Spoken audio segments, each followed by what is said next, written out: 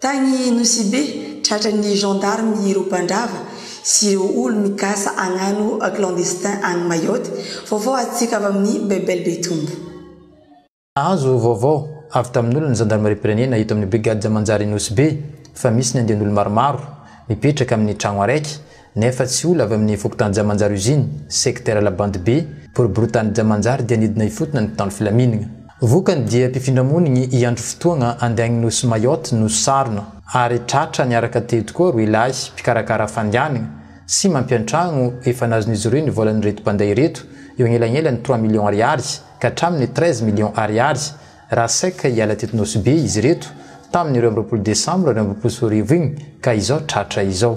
Miverigny indray ny fagnanaovagna fiangana eto Nosibe raha ho an'ny Mayotte satria nangingina izay tamin'ny taona 2020 no ny fanenjena sy vokatra azon'ny mpitandro filaminana. Samy resy latitra ny mpitondra fanjakana eto Nosibe sy ny mpitandro filaminana fa tsy sahy miainga eto Nosibe ireo mpifindramoniky ho an'ny Mayotte.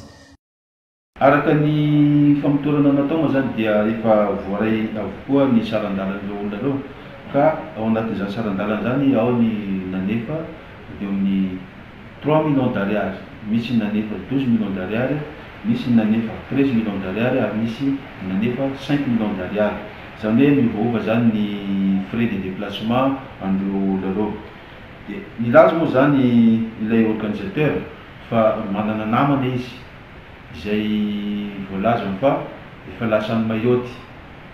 Lazainy koa moa zany hoe nanambaka anazy zany namana io satria nanao fialana josy araka ny filazana anazy zay tokotokony niala teo manodidididina ny Christmas teo ny olona satria raha ny départ prévu an'ity de voyage ity zany tokony tany amin'ny 22 décembre 2022 tany fa izao moa ny zava-nitranga dia tratra izy ireo am'izao.